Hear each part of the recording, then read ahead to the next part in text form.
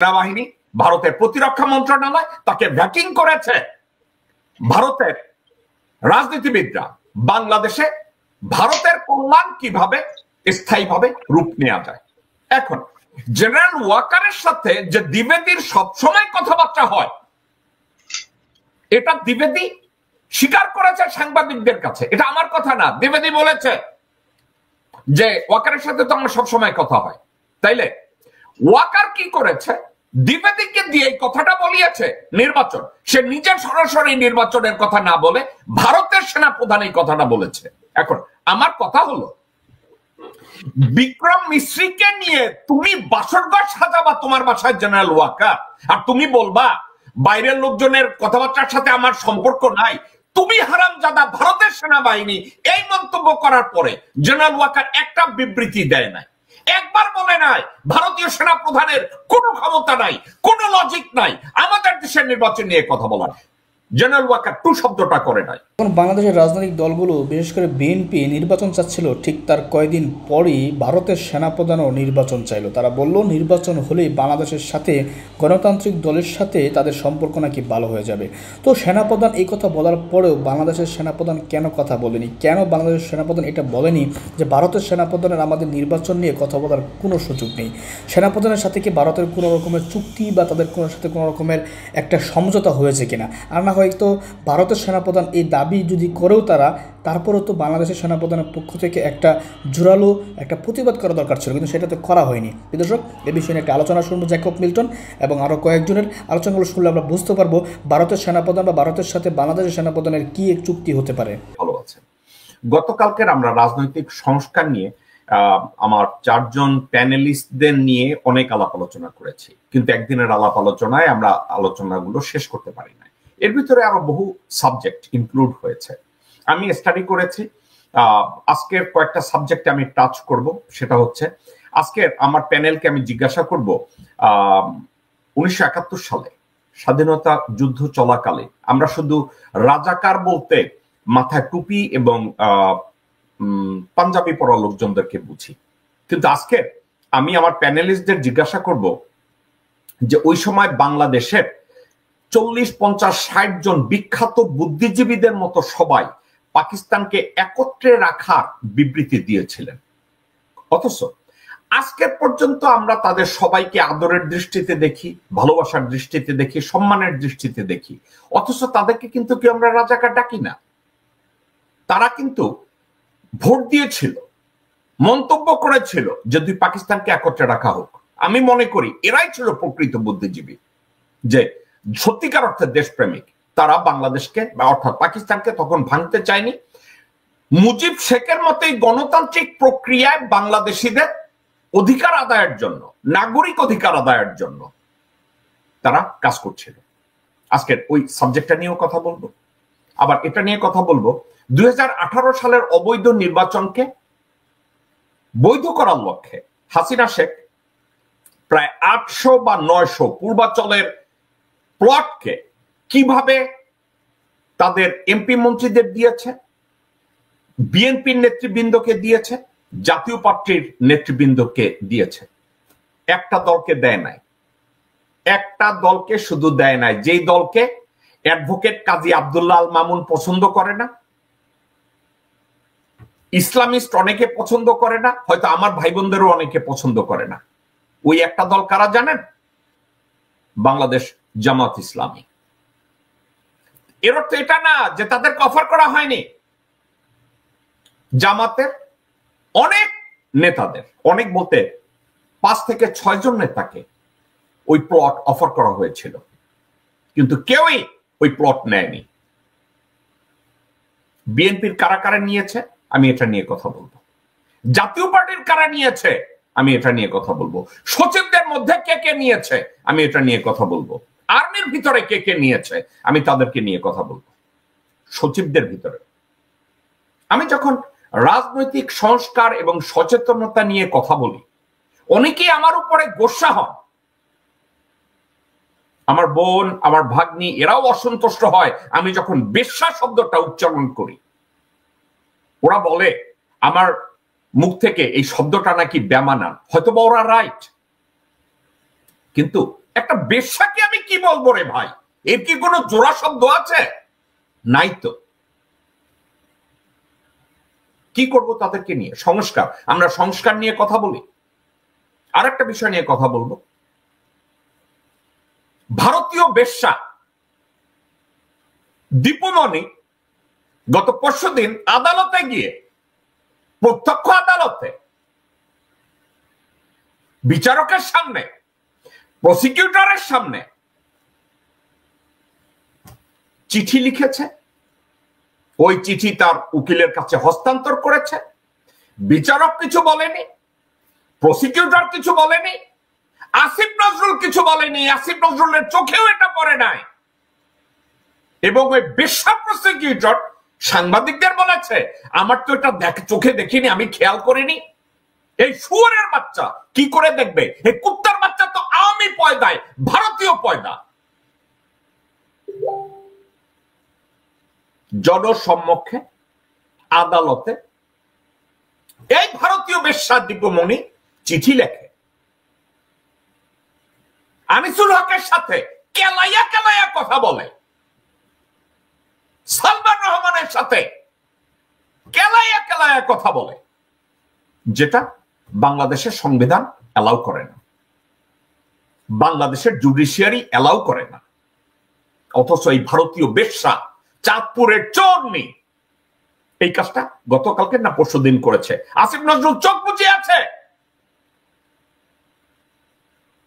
এটা নিয়ে আমি কথা বলব। দর্শক বৃন্দ, আমি এমন কিছু সাবজেক্ট নিয়ে, আমি এমন কিছু প্যানেলে আমি লোকজনদেরকে আহ্বান করি যারা আপনার আমার মতো সাধারণ মানুষ, যারা আপনার আমার মতো রিক্সায় চলাচল করে, পায়ে হেঁটে চলাচল করে, ট্রেনে চলাচল করে, বাসে চলাচল করে, যারা বুদ্ধিজীবী না। কারণ আমি সাধারণ মানুষের দুঃখ কষ্টকে আমি লালন করতে চাই।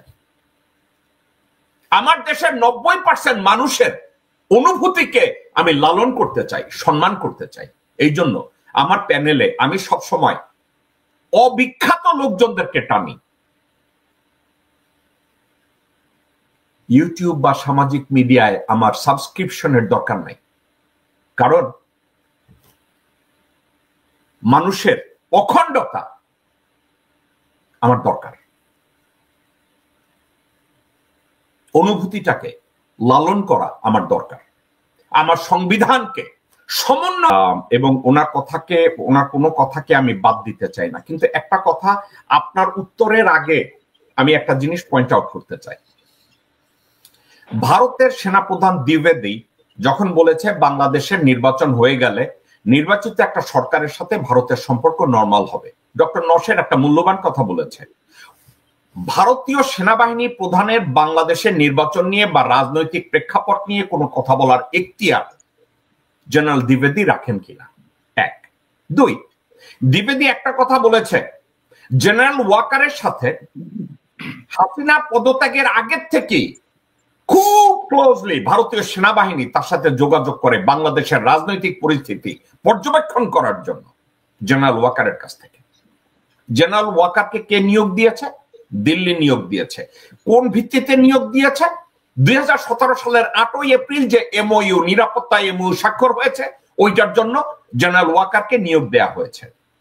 ওই নিয়োগের আগে জেনারেল ওয়াকার ভারতে 9 বার সফর করেছে, অর্থাৎ তাকে ভেটিং করেছে তাকে ভেটিং করেছে ভারতের সেনাবাহিনী, ভারতের প্রতিরক্ষা মন্ত্রণালয়, তাকে ভেটিং করেছে ভারতের রাজনীতিবিদরা। বাংলাদেশে ভারতের কল্যাণ কিভাবে স্থায়ীভাবে রূপ নেওয়া যায়।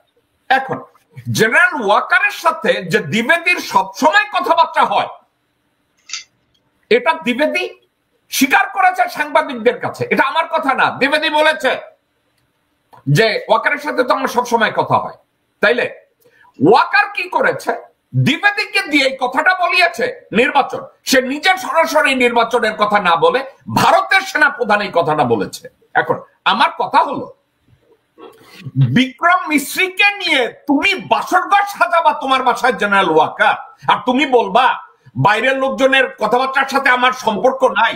তুমি হারামজাদা ভারতের সেনাবাহিনী এই মন্তব্য করার পরে জেনারেল ওয়াকার একটা বিবৃতি দেয় নাই, একবার বলে নাই ভারতীয় সেনা প্রধানের কোনো ক্ষমতা নাই, কোনো লজিক নাই আমাদের দেশের নির্বাচন নিয়ে কথা বলার।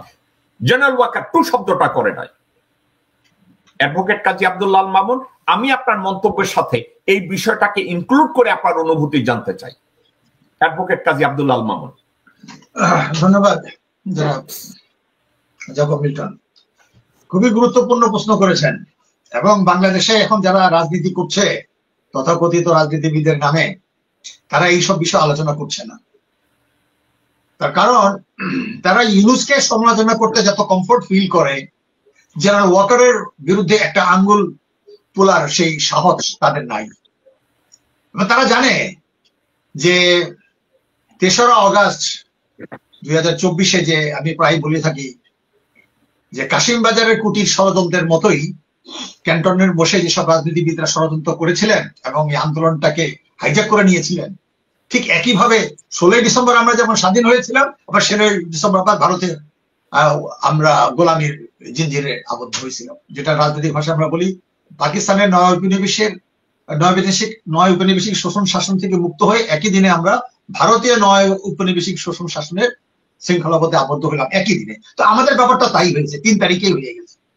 তো কাজেই ৩ তারিখ থেকেই আজকে যদি আমরা দেখি ৫ তারিখে কোনো নেতা ছিল না। যে সকল ছাত্র নেতারা ছিল ১৫৮ জন, তারা গণতান্ত্রিক ভাবে কোনো সিদ্ধান্ত নেন এই ৩-৪ জনকে মন্ত্রী বানাবে। এবং যেসব নেতারা ছিল ওগুলো আমি গতকাল আমি দেখলাম, নাম ধরে উল্লেখ করেছি। কাজেই আজকে যখন নাকি আপনার ভারতীয় সেনাপ্রধান প্রকাশ্য ভাবে বলছে যে বাংলাদেশের সাথে ভারতের সম্পর্ক ভিত্তিটা কি, অর্থাৎ আবার পাতানো নির্বাচন, পাতানো আন্দোলন, A team, B team, C team, D team, এই 4টা সংগঠনকে আমি বলি আওয়ামী লীগ, বিএনপি, জাতীয় পার্টি, জামাত, তারা ঘুরে ফিরে গত 53-54 বছর জনগণকে লুটে পুটে খেয়েছে। এবং সেখানে কোন রাজনৈতিক দলের আদর্শ দিক থেকে হয়তো জ্যাকব মিল্টন বললেন যে এখানে জামাতের লোকের আদর্শ, সেটা আলোচনা আমি যাব না আজকে এই আলোচনায়। তো কাজে প্রশ্ন হচ্ছে যে যেখানে নির্বাচন দিয়ে জনপ্রতিনিধিত্বকারী কোন সরকার আজ পর্যন্ত মানুষ দেখে নাই। 47-এর পরের থেকে 2-একটা নির্বাচন হয়েছিল, যুক্ত ফ্রন্টে বাঙালিরা জিতেছিল, 70 তো দেখেছিল, কিন্তু সেইখানেও এদেশের আপামর জনগণের প্রতিনিধিত্বকারী যেসব কৃষক শ্রমিক তারা কখনো হয় নাই। তো কাজেই এখানে বুর্জুয়া লুটেরাই মার্কা কেনা বেচা নির্বাচন হয়, এখানে জানে সবাই বিক্রি হয়ে যায়। দেশপ্রেমিকের কোন নমুনা আমরা দেখি নাই। কি শেখ মুজিব এত পপুলার নির্বাচিত হয়েও সে দেশপ্রেমিকের ভূমিকা রাখতে পারে নাই, সে হয়ে গেছেন ক্ষমতা প্রেমিক। জিয়া রহমান তাই করেছেন। জিয়া রহমান 1975 সালে যে বাংলাদেশের যে মুক্তিযোদ্ধার ব্যাকগ্রাউন্ড নিয়ে যেসব আর্মিরা খন্দকার মোস্তাকের নেতৃত্বে সামরিক অভ্যুত্থান করেছিল, সমগ্র জনগণ সমর্থন জানিয়েছিলেন। তার কারণ এর আগেই সে বাকশাল করে সমস্ত দলগুলিকে সংগঠিত করা থেকে বিরত রেখেছিল। কাজেই সাংগঠনিক ভাবে সংগঠিত ছিল আর্মি। আজকে সেই 1975 সালে 15 আগস্টের যে পরিবর্তন হয়েছিল সেটাও এক ধরনের অভ্যুত্থান, সেটা জনগণের সমর্থিত। আজকে তার বেনিফিশিয়ারি ভুল করে হোক যেভাবে হোক জিয়া রহমান হয়েছে এবং সমস্ত দল ভেঙে দিয়েছে, শুধু আওয়ামী লীগ ছাড়া সমস্ত ভাসানী নিয়ে টুকরা টুকরা করে আজকে উনি আপনি আওয়ামী লীগে করছেন। সেখান থেকে আমাদের যাত্রা শুরু। এরশাদও তাই করেছে, এরশাদ সমস্ত দল ভেঙে ওই জিয়া রহমানকে ফলো করছে। কাজেই গত 53-54 বছরের যাবত আমাদের বিরাজনীতিকরণ করে সেখানে আমলা কুশীল সুশীল সমাজ তৈরি হওয়ার চেষ্টা করা হচ্ছে। এখানে সাংবাদিক বলেন, আপনি দেখবেন আমার কাছে লিস্ট আছে, আপনি দিয়ে দিব লিস্ট, প্রায় কয়েকশো সাংবাদিক লাইন ধরে বাকশালে জয়েন করেছিল, জিয়া রহমানও বাকশালে জয়েন করেছিল। শুধু 2টা লোক বাকশালে জয়েন করে নাই, তাদের সদস্য পদ তার হারাইছিলেন সংসদের, সেটা হলো জেনারেল ওসমানী এবং ব্যারিস্টার মনিরুল হোসেন। আমরা এই জেনারেশনকে আর তাদের নাম তুলে ধরতে পারি না। আজ এখন প্রশ্ন হচ্ছে, একটা স্বাধীন দেশে আরেকটা দেশের সেনাপ্রধান যখন ডিক্টেট করে যে আমাদের পলিসি, এখন পর্যন্ত কোন রাজনৈতিক দল মানে তথাকথিত বুর্জুয়া লুটেরা criminal party Awami League, BNP, Jatiya Party, Jamaat, তারা কেউ টু শব্দ করে নাই। তারা সবাই ক্ষমতা প্রেমিক। এখানে বিজনেস হাউসের মতো অনেক সৎ থাকতে পারে যে আমার শেয়ার হোল্ডার বেশি, কাজে আমি গণতান্ত্রিক ভাবে করবো। বিলিয়ন বিলিয়ন ডলার সৌদি আরব থেকে জামাতরা পায়, তারা এনজিও করে, তারা, আমরা তো 1 টাকাও কেউ আমাদের দেয় না। কাজে আমি ওদিকে যাবো না। জ্যাকব মিল্টন উনি অবশ্যই মওদুদির ফিলোসফিকে উনি ভালো মনে করতে পারেন, আমার সেই বিষয়ে কোনো বিতর্ক নাই, কিন্তু রাজনৈতিক ভাবে আজকে জামাতও কিন্তু এই ব্যাপারে চুপ। কাজে এখানে বলতে হবে আজকে যেভাবে ওয়াকার লীগ তৈরি হয়ে গেছে, আর এই ওয়াকার লীগের সদস্য কারা, তার সিন্ডিকেট কারা, এখানে 1 নম্বর বেনিফিশিয়ারি হলো আপনার জামাত ইসলামী। সে নিষিদ্ধ ঘোষণা দিকে হলো, সেও কিছু বলে না, সেও বলছে যে না ভারতের সাথে আমাদের সম্পর্কে ভালো রাখতে হবে। এত বন্যা হয়ে গেল নোয়াখালীতে, উনি বলছেন না বৃষ্টির কারণে, উনি বলছেন যে ক্ষমা করে দেওয়া যাবে। তো এইসব নিয়ে যদি আজকে স্বাধীনতার সর্বমুক্ত আগে তারপর গণতান্ত্রিক অধিকারগুলোকে বাস্তবায়ন, দ্বিতীয় পর্যায়ে 2 ফ্রন্টের সংগ্রাম। তো সেইখানে আজকে এটা সত্যি কথা যে আজকে আমরা যদি নির্বাচনের কথা, এখানে তো নির্বাচন কেন্দ্রিক আন্দোলন হয় নাই। নির্বাচন কেন্দ্রিক আন্দোলনের গত 15-16 বছর তারা আন্দোলন পাতাল আন্দোলন খেলেছেন। ডক্টর নওশাদ খুব ভালোভাবে বলেছেন, বিএনপিকে রিজেক্ট করেছে, জামাতকে রিজেক্ট করেছে, জাতীয় পার্টিকে রিজেক্ট করেছে। হ্যাঁ, তাদের মধ্যে যদি ভালো নেতা আসে পরে দেখা যাবে। এই 15 আগস্টের সেই বীরদেরকে, এই খালেদা জিয়া, এই মদুদ সহ এরা সবাই মিলে, ইভেন জামাতের নেতাও সেদিকে বিরোধী ছিল, বাংলাদেশ মুক্ত হলো, কলঙ্ক মুক্ত হলো। আপনি দেখেন, খুলে দেখেন, আমি ইতিহাস দেখাই দিব পত্রিকায়। তো কাজেই এই 15 আগস্টের যেসব বীরদেরকে শেখ হাসিনা নিজে হাতে, কথা হয়ে থাকে, আমি দেখি নাই, শুনেছি, আপনিও দেখবেন, হ্যাঁ, কিভাবে তারা জব করলো নিজ হাতে, তারপর ফাঁসিতে দিয়েছে। তো কাজেই আজকে যদি আরেকবার যদি আর্মির ভিতর থেকে, এই আর্মি মুক্তিযুদ্ধের আর্মি, কৃষক শ্রমিক সবাই এখানে অংশগ্রহণ করেছিল, ছাত্র অংশগ্রহণ করেছিল। তো আজকে আমরা যদি দেখি এই দ্বিতীয় পর্যায়ে মুক্তিযুদ্ধের যে সূচনাটা হয়েছে সেই দিনে হাইজ্যাক করে ফেলছে। কিন্তু আজকে আপনি দেখেন সাধারণ ছাত্র আবার সংগঠিত হচ্ছে, জনগণ আবার সংগঠিত হচ্ছে, প্রবাসী বাঙালির সাথে হাজার হাজার মধ্যে যোগাযোগ হচ্ছে। আবার হবে, আমরা ইউনুসকে সমর্থন করতে পারি, সহযোগিতা করতে পারি, আমাদের সুযোগ খুব কম। জ্যাকব মিল্টন হয়তো দিন রাত ওখানে বলতে পারে, আমিও তো বলতে পারি, ঠিক আছে, আশু কর্মসূচি হিসাবে আজকে আমরা ডক্টর ইউনুসকে আমরা সামনে রেখে আমরা তাকে হাতকে সহযোগিতা করবো। সেখানে আমরা কারা, এইখানে যেসব এনজিও মার্কা যেসব মানে অ্যাডভাইজার বসে রয়েছে, তারা তো সবই আপনার ওয়াকারের নির্দেশে চলে। তো সেখানে আজকে যেখানে এত বড় কথা হলো, আমার পরিষ্কার বক্তব্য, আমি যেখানে 5ই জানুয়ারিতে প্রবাসী সরকার রাষ্ট্রপতি হিসেবে বলেছিলাম 15টা নির্দেশনামার মধ্যে একটা নির্দেশনামা ছিল ভারতের সাথে সমস্ত কূটনৈতিক সম্পর্ক স্থগিত করা, এবং গতকাল আমি স্টেটমেন্ট দিয়েছি কূটনৈতিক পর্যায়ে 0 পর্যায়ে আসা উচিত। কাজে ভারতকে আজকে যারা বন্ধু বলবে তারা অবশ্যই বাংলাদেশ শত্রু। যেসব দল ভারতের সাথে সম্পর্ক রাখতে চায় তাদেরকে জনগণের উচিত তাদেরকে ধিক্কার জানানো। প্রত্যেকটা রাজনৈতিক দলের, আমি ইভেন জামাতের রাজনৈতিক দলের যে আদর্শকে আমি সম্মান করি, হাজার হাজার মানে বিশেষ করে শত শত বলাই যায় শিবির কর্মীরা পাখির মতো তাদের গুলি করে হত্যা করছে। আমি সেদিন প্যারিসের থেকে প্রতিবাদ করেছিলাম, ইভেন আওয়ামী লীগের বড় সমাবেশের সামনে। তখন তারা বলছিল যে তারা তো 3 লক্ষ মার্চার পাবেন। আমি বলেছিলাম যে আপনি কি প্যারিস থেকে বলছেন না ঢাকার আওয়ামী লীগ অফিসের সামনে বলছেন? আপনাদের কোনো রাইট নেই। তো সেই সব ছাত্রদের প্রতি আমার সমবেদনা আছে। বিনা বিচার মানে বিচার বহির্ভূত হত্যাকাণ্ড বলবো না, বিচার বিভাগীয় হত্যাকাণ্ড বলে সব জামানদেরকে ফাঁসিতে দিয়েছে। হ্যাঁ, আমি এটা তীব্র নিন্দা করি এবং তাদের বিচারও চাই। সেই কারণে আমার বক্তব্য হলো একটা দেশে রাজনৈতিক মত থাকবে, কিন্তু আজকে আমাদের প্রশ্ন হচ্ছে একসাথে এতগুলো ইস্যু প্রতিদিন ঘন্টায় ঘন্টা ইস্যু তৈরি হচ্ছে। এই দেখেন আমরা ভুলে গেছি যে আমাদের যে সচিবালয়ে আগুন লাগানো কারা, এটা আর কোনোদিন প্রকাশ হবে না।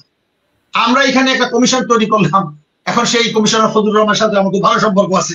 আমি উনি যখন কমিশনার তার সাথে আমি কথা বলেছি 15-20 মিনিট, আমি ভাবছি তার সাথে কথা বলবো। আমি জানি উনি বোধহয় আমার সাথে এখন এই টক শোতে আসতে রাজি হবেন না, কারণ আমি যদি একজন সিলেক্ট করি আগে তাকে করবো।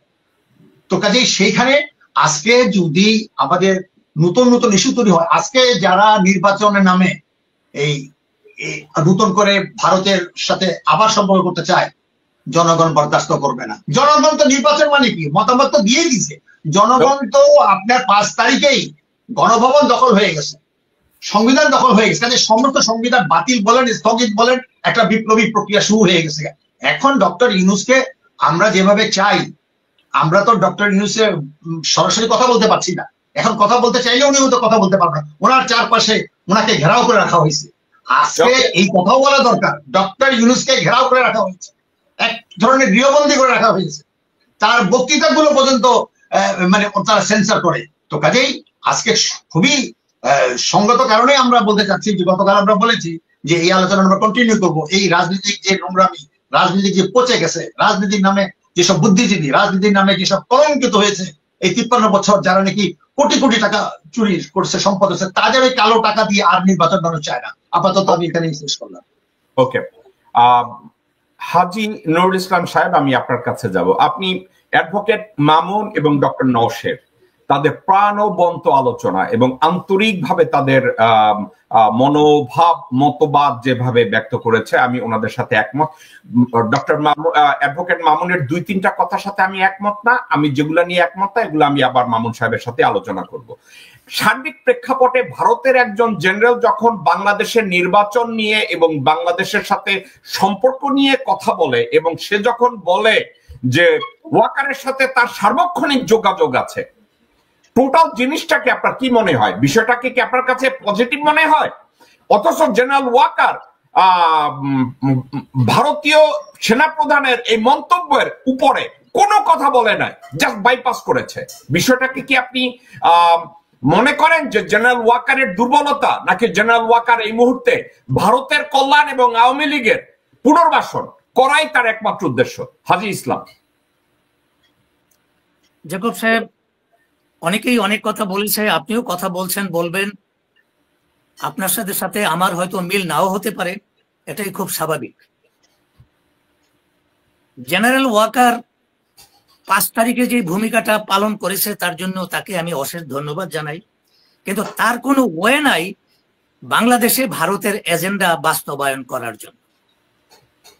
এরকম যদি মনোভাব তার থাকে তাহলে আমি বলবো জেনারেল ওয়াকার জন্য এই মনোভাব থেকে সরে আসেন, কারণ বাংলাদেশের জনগণ এটা কোনোভাবেই বরদাস্ত করবে না। আর হাসিনা এবং ভারত দুটোকে একসঙ্গে দেখলে চলবে না। ভারত আমাদের প্রতিবেশী রাষ্ট্র, ভালো মন্দ সবসময় প্রতিবেশীদের প্রয়োজন হয়, যদি প্রতিবেশী সুলভ আচরণ করে। আর যদি তা না হয় তাহলে আমরা সেখান থেকে দূরে সরে যাব। আমরা ভারতের সাথে সম্পর্ক চাই, তাই বলে হাসিনার মতো স্বামী স্ত্রীর সম্পর্ক নয়। আমরা চাই ডক্টর ইউনূসের মতো সমতার ভিত্তিতে আমরা একটা স্বাধীন দেশ, ভারত একটা স্বাধীন দেশ।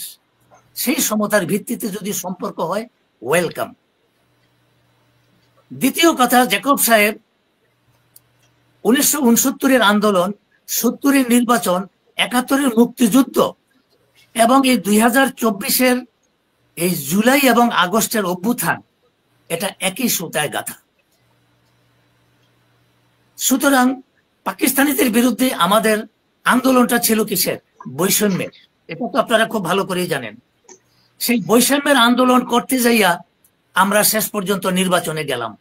নির্বাচনে আমরা ম্যান্ডেট দিলাম, পাকিস্তানিরা পাকিস্তানের সংবিধান না মেনে আমাদেরকে ক্ষমতা দেওয়া হয়নি। আমাদেরকে ক্ষমতা না দিয়ে তারা রাতের অন্ধকারে এই 1971 সালের 25শে মার্চ আমাদের উপর ঝাঁপাইয়া পড়ে কামান গোলা নিয়ে। এটার জন্য আমি শেখ মুজিবকে দায়ী করব, কারণ শেখ মুজিব ইআই এবং ভুট্টোর সাথে মিলে এই পাকিস্তান থেকে 1.25 লক্ষ বর্বর পাকিস্তানি সৈন্য এনে এই রাতের অন্ধকারে আমাদের উপর ঝাঁপাইয়া পড়ে। সেই সময় জামাতে ইসলাম নামে একটা দল, তারা আমাদের স্বাধীনতাকে সমর্থন করেনি, নাও করতে পারে, এটা তাদের বিবেক। তারা চেয়েছে পাকিস্তানের অখণ্ডতা। আমি এই কথা বলবো না তারা কেন পাকিস্তানের অখণ্ডতা চেয়েছে, এটাও তাদের অধিকার। কিন্তু যেখানে দেশের মেজরিটি পিপল আলাদা স্বাধীন চাচ্ছে, তারা তার বিরোধিতা করে পাকিস্তানিদের সাথে সমর্থন জুগিয়েছে। সুতরাং এই জন্য জামাতকে কোন অবস্থাতেই ক্ষমা করা যায় না, আনটিল আনলেস তারা যদি পূর্ববর্তী নেতাদের ভুলটাকে স্বীকার করে জাতির কাছে ক্ষমা না চায়। আজকে আসুন, জুলাইতে যে আন্দোলনটা শুরু হলো, বাংলাদেশেও ঠিক বৈষম্য নিয়ে আন্দোলন শুরু হলো। হাসিনারাও বৈষম্যের নামে 56% সুযোগ সুবিধা হাসিনার পরিবার এবং আওয়ামী লীগ ভোগ করে গেছে, যেটা ছাত্রদের নজরে আসছে। আমাদের নজরে আসলেও আমাদের কিছু করার ছিল না, ছাত্রদের নজরে আসছে বিদায় তারা সমবেত হয়ে একটা আন্দোলন গড়ে তুলছে। সেই আন্দোলনের ফলেই আজকে 5ই অগাস্ট আমরা পেলাম। সেই 5ই আগস্টে বাংলাদেশের সংবিধান, রাজনৈতিক দল কিছুই আর থাকে না, থাকে শুধু ছাত্র জনতার আন্দোলনে যারা নেতৃত্ব দিয়েছে এবং যারা ডক্টর ইউনূসকে নিয়োগ দিয়েছে ওই সরকার পরিচালনা করার জন্য। তারপরে আর কাউকে পরোয়া করা দরকার পড়ে না আমাদের দেশ ও জাতির। আজকে রাজনৈতিক দলগুলি বলে বেড়াচ্ছে সংবিধান সংস্কার তারা এসে করবে, হ্যাঁ আগে নির্বাচন হোক, তারা ক্ষমতায় যাক, এটা একদম ডাহা মিথ্যা কথা। আর যেই দলটা বলতে পারে এই 16-17 বছরের তাণ্ডবের পরে, যারা বলতে পারে যে আমরা আওয়ামী লীগের নিষিদ্ধ চাই না, তার মানে তারা হাসিনারও পুনর্বাসন চায়। আমি তাদেরকে বলবো দে আর পলিটিক্যাল বাস্টার্ড, যাকে বাংলায় বলে রাজনৈতিক বেশ্যা। বাংলাদেশের জনগণকে তাদের ব্যাপারে সজাগ থাকতে হবে। এই বেশ্যারা যেন আর বাংলাদেশের রাজনীতিতে এসে ক্ষমতা যেন ভোগ করতে না পারে। জ্যাকব সাহেব, আজকে যে সংস্কার নিয়ে আমাদের কথাবার্তা চলছে, সংস্কারবিহীন বাংলাদেশকে এই রাজনীতিবিদদের হাতে আর কোনো অবস্থাতে ছেড়ে দেওয়া যাবে না। ডক্টর ইনুস যদি এই হাল ছেড়ে দেয়, তাহলে এই দেশ আর স্বাধীন থাকবে না। আমরা যারা প্রবাসে এই আন্দোলন করেছি, আমরা যে গলাবাজি করেছি, আমাদের জায়গা আর এই বাংলাদেশে হবে না। আমরা জীবন বাজি রেখে বাংলাদেশ থেকে পালিয়ে ভারতের জঙ্গলে থেকে ট্রেনিং নিয়ে যুদ্ধ করে আমরা বর্বর পাকিস্তানিদেরকে হটিয়ে দেশে আসছি। আবারও যদি সেই আওয়ামী লীগ ক্ষমতায় আসে, আমাদের আর বাংলাদেশে কোনো জায়গা থাকবে না। সুতরাং আওয়ামী লীগ নামে এই জন্তুটাকে বাংলাদেশে আর কোনো অবস্থাতে পুনর্বাসনের ব্যবস্থা যেন না করা হয়, সেই ব্যাপারে দেশের জনগণকে সজাগ থাকতে হবে। আর যারা আওয়ামী লীগকে পুনর্বাসন করতে চায়, তাদের ব্যাপারেও সজাগ থাকতে হবে। তাদেরকে যেন কোনো অবস্থাতেই ভোটে নিয়োগ দেওয়া না হয় রাষ্ট্র পরিচালনা করার জন্য। আজকে ভারত বাংলাদেশের নির্বাচন নিয়ে কথা বলছে।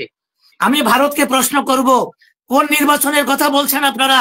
গত 16-17 বছর যখন আমরা বাংলাদেশে একটা সুষ্ঠু নিরপেক্ষ নির্বাচন নিয়ে আমরা আন্দোলন করেছি, তখন আপনারা নীরব ছিলেন, আপনারা কোনো কথা বলেননি। আজকে আপনারা বাংলাদেশে নির্বাচন চাচ্ছেন। কোন নির্বাচন? ডক্টর ইউনূস যে নির্বাচন করে ক্ষমতা দিয়ে যাবে সেই নির্বাচন, নাকি জনগণের মতামতের ভিত্তিতে সেই নির্বাচন? আপনারা জনগণের মতামতের ভিত্তিতে নির্বাচন চাইতে পারেন না, সেই অধিকার আপনাদের বাংলাদেশে নাই। আর বাংলাদেশে কখন নির্বাচন হবে হবে না, সেটা বাংলাদেশের জনগণ নির্ণয় করবে। আপনাদের মাথা ব্যথার কোনো কারণ নাই। Please forget it. ধন্যবাদ।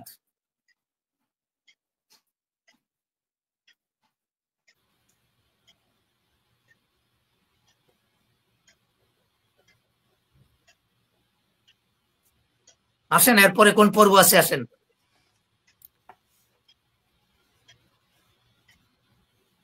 বাংলাদেশে যিনি সিনেমা বানাইতেন, আমি প্রাসঙ্গিক এবং অপ্রাসঙ্গিক একটা বিষয় আপনাকে জিজ্ঞাসা করব।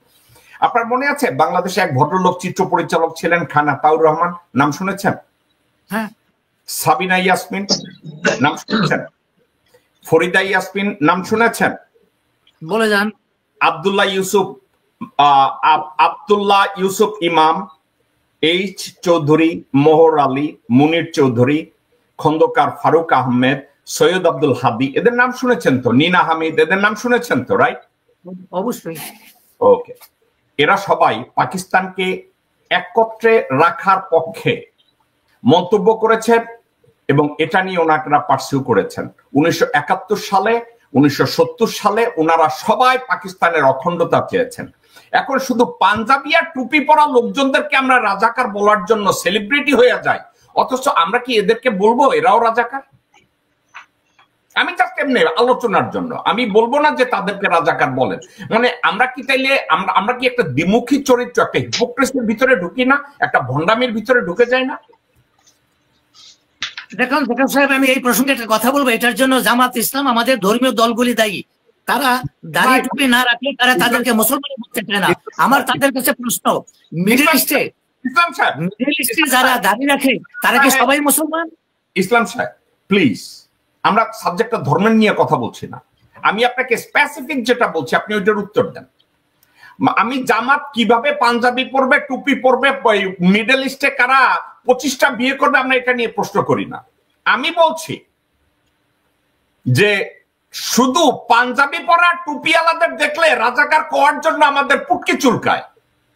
কিন্তু এই যে আমি নামগুলো বললাম, কবি ফরুক আহমেদ, বদরুদ্দিন, আবুল কালাম শামসুদ্দিন, ফতে লোহানী, এদের মতো আধুনিক লোকরা, শিক্ষিত লোকরা, সচেতন মানুষরা পাকিস্তানের অখণ্ডতা চেয়েছেন। তো আমরা ওনাদেরকে রাজাকার বলতে রিফিউজ করি, শুধু পাঞ্জাবি পরা আর টুপিওয়ালা দেখলে আমাদের পুটকি চুলকায়, আমাদের তাদেরকে রাজাকার বলতে হবে? সাবজেক্ট একটু ভণ্ডামি হইলো কিনা আপনার কাছ থেকে জানতে চাইতেছি। এটাকে পুরোপুরি ভণ্ডামি বলা চলে, এতে কোনো সন্দেহ নেই। Thank you. আমি এই সিম্পল এই কথাটাকে জিজ্ঞাসা করার জন্য নিরুনিরা আপনাকে আনবো। কথাটা হচ্ছে, আমরা যদি কেউ খারাপ কাজ করি, আমি করলেও খারাপ, আপনি করলেও খারাপ, যে করবে সেই খারাপ।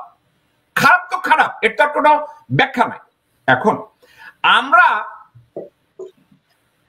1971 সালে বাংলাদেশের স্বাধীনতাকে সমর্থন করে নাই, এজন্য রাজাকার বলতে আমরা স্রেফ জামাত ইসলামীকে বুঝাই। এখন এখানে নৈতিক একটা সিদ্ধান্ত ছিল, জামাত ইসলামী বলছে যে জিওগ্রাফিক্যালি পূর্ব পাকিস্তানের অবস্থানটা যেখানে, এখানে এই পূর্ব পাকিস্তানকে পশ্চিম থেকে আলাদা করলে আমরা যে জাতিসত্তার কথা বলছি, আমরা যে সার্বভৌমত্বের কথা বলছি, আমরা এটা ধরে রাখতে পারবো না, কারণ ভারত গিলে খাবে। এখন আমরা কথায় কথায় শুধু টুপিওয়ালা আর পাঞ্জাবি পরা দেখলেই তাদেরকে গালি দেই, তারা রাজাকার। অথচ বাংলাদেশের হাজার হাজার বুদ্ধিজীবী যারা আজকেরও বরেণ্য, আজকেরও যাদেরকে আমরা সম্মান করি, তারা পাকিস্তানের অখণ্ডতা চেয়েছে। আমরা এই যে নামগুলো বললাম, ফেরদৌসী রহমান, মোস্তফা জামান আব্বাসী, সৈয়দ মুর্তজা আলী, এদের কাউকে কিন্তু আমরা কেউ রাজাকার বলি না, এদের ধারে কাছেও কিন্তু আমরা কেউ পাড়া দেই না। অথচ কেউ পাজামা পাঞ্জাবি পরলে আমাদের গাত্রদাহ হয়। তাইলে এটা কি একটা ভণ্ডামি নাকি এটা ভারতীয় চুলকানি? আপনার কি মনে হয় নিরুনিরা? জেকব ভাই, আপনি যে কথাটা বলছেন যে রাজাকার, আসলে এটা ভারতীয় চুলকানিটাই আমি সর্বপ্রথম বলবো। যে ভারত একটা সিম্বল তৈরি করেছে যে মুসলমানদের যে পোশাক বা মুসলিম ওয়েতে যদি কেউ চলাফেরা করে তাহলে সেই রাজাকার হয়ে যাবে, আর তাকে রাজাকার বলা হবে, এই ট্যাগটা লাগানো হচ্ছে। এটা ভারতের খেলা, এই খেলা 71 থেকে শুরু হয়েছে এবং বাংলাদেশ যতদিন আছে, এই ভারত যতদিন বাংলাদেশের পাশে এভাবে থাকবে ততদিনই এটা চলবে। তবে আমাদের জানতে হবে যে একটা দেশের সাথে, একটা স্বাধীন দেশের সাথে যে কূটনৈতিক সম্পর্ক, এই কূটনৈতিক সম্পর্কটা কি এবং কোন দেশের সাথে যে কূটনৈতিক সম্পর্ক, এই সম্পর্কের লিস্ট কি আছে এবং কি কি সম্পর্ক কোন কোন দেশের সাথে আছে, ঠিক সেইভাবে ভারতের সাথে যে আমাদের কূটনৈতিক যে সম্পর্ক, সে সম্পর্কটা কি। আমাদের সাথে ইসলাম ভাই এর আগে যে কথাটা বলে গেছে যে ভারতের সাথে কূটনৈতিক সম্পর্ক ঠিক আছে, তবে স্বামী স্ত্রীর সম্পর্ক না। এই যে আওয়ামী লীগ সবসময় বলে গেছে ভারতের সাথে তাদের অন্তরঙ্গ খুব ভালো সম্পর্ক। তো এতই ভালো সম্পর্ক যে 2008-এ আমাদের বিডিআর হত্যার মধ্য দিয়ে আমাদের বাংলাদেশের সেনাবাহিনীকে হাইজ্যাক করে নিয়ে গেছেন। আজকে এই বিডিআর হত্যার মধ্য দিয়ে বাংলাদেশের সেনাবাহিনীকে হাইজ্যাক করা হয়েছে বিধায় যে আজকে ভারতের সেনাপ্রধান বাকবাকুম করে, আর সে কথা আমাদের দেশে শুনতে হয়। আজকে যদি আমাদের এই সেনাবাহিনী যদি ভারতীয় সেনাবাহিনী না হতো, তাইলে আজকে এই যে ওয়াকার যে খেলাটা খেলতেছে, এই খেলাটা তারা খেলতে পারতো না। তবে এই জন্য বলতে চাচ্ছি যে ভারতের যে কূটনৈতিক সম্পর্ক বাংলাদেশের সাথে, এই সম্পর্কটা সম্পর্কে আমাদের জনগণ কতটা জানে, এই বিষয়টা যে কি কি সম্পর্ক মানে কি আছে।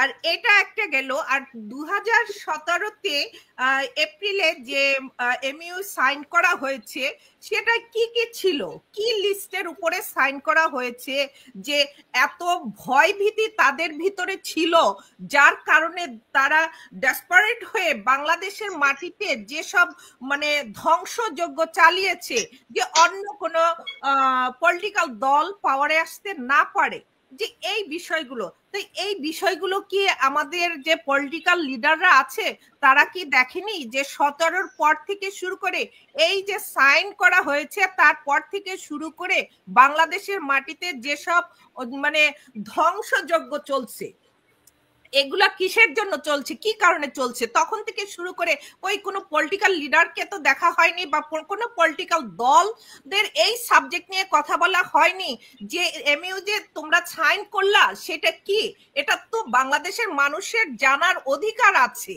তো এই পর্যায়ক্রমে শুরু করে দেখেন এই স্বৈরাচার 16 বছর এটার উপর চলে আসছে। এখন কি হলো, বর্তমানে বাংলাদেশে অন্যান্য দলগুলো ইলেকশন করতেছে, এটা তো বাংলাদেশের পলিটিক্যাল দলের কথা না, এটা ভারতীয় পলিটিক্যাল দলের কথা, যে জিনিসটা ভারত ওয়াকারের মাধ্যমে এস্টাবলিশ করতেছে। এখানে যেখানে যেদিকে যত খেলাই দেখেন না কেন সব খেলার পিছনে ভারত। কেন ভারতের কথা সরাসরি বলবো যে বাংলাদেশের সাথে কূটনৈতিক সম্পর্ক অন্যান্য দেশের সাথে তো আছে, কিন্তু ভারত এতটা উদ্গ্রীব কিসের জন্য? এই যে শুধু এমইউ সাইন করছে যে শুধু আমাদের সেনাবাহিনীকে নিয়ে গেছে তা না, এই যে ভারতের এর আগে যে আসিফ নজরুল বলছে 26 লক্ষ লোক বাংলাদেশে কাজ করে, ভারতীয় লোক 26 লক্ষ আছে, কিন্তু যখন আসিফ নজরুল এই মানে উপদেষ্টা মন্ডলীতে গেল, যাওয়ার পর তার সুরটা বদলায়ে গেল। যদিও এর আগে আমরা শুনেছি, কান কথা শুনেছি, দেখে অনেক সাবজেক্টে আমরা সন্দেহ করেছি যে আসিফ নজরুল ভারতের গুটি, কিন্তু আসিফ নজরুল তো সেটা খুব ভালো করে প্রমাণ করে দিয়েছে যে ভারতের গুটি সে, সেটা তো বাংলাদেশের মানুষের এখন বুঝতে বাকি নাই। সন্দেহ থাকলেও তখন আমরা মনে করেছি যে ঠিক আছে, মানে 2 নম্বরের মধ্যে 1 নম্বর আমরা এটা চিন্তা করছি, যদিও আমরা সন্দেহ করি সে ভারতীয় থাক, তারপরও আসিফ নজরুল ছাড়া আমাদের কেউ নাই, বিদায় আমরা আসিফ নজরুলকে সবাই আমরা ডিপেন্ড করেছি। কিন্তু আসিফ নজরুল তার এখন একদম সঠিক চেহারাটা সে দেখিয়ে দিল। এই জন্য আমরা বলতে চাচ্ছি যে আমাদের দল প্রেমীর দরকার নাই। কেন দল প্রেমীর দরকার নেই? সব দল প্রেমীরা এখন ইলেকশন চাচ্ছে, তারা ইলেকশনে আসবে এবং ইলেকশনে এসে যত সাইন করা হয়েছে এই এমইউ যে ভারতের সাথে যেসব তারা মানে যেসব সম্পর্কে তারা আবদ্ধ হয়েছে, কেবল তো বিয়ের কথা বলেছে, তারা কিয়া পরকিয়া সবকিছুই তারা ওখানে পেতে বসছে, যেটা তারা ছাড়তে পারবে না এবং এটা ছাড়তে দেওয়া হবে না। তো এই জন্য আমরা দেশপ্রেমী চাচ্ছি, আমরা দল প্রেমী চাচ্ছি না। এই দল প্রেমীরা এখন ব্যর্থ করতে চাচ্ছে ডক্টর মোহাম্মদ ইউনূসের প্রশাসনকে। আর যতদিনে ওকে নীরা, আমি বুঝেছি, আপনার কথা ক্লিয়ার করেছেন। আমি ডক্টর নওশের আলী আপনার কাছে যাব। আমি আপনার কাছে একটা যে প্রশ্নটা নীরাকে করেছে এই প্রশ্নটা আপনাকে করব।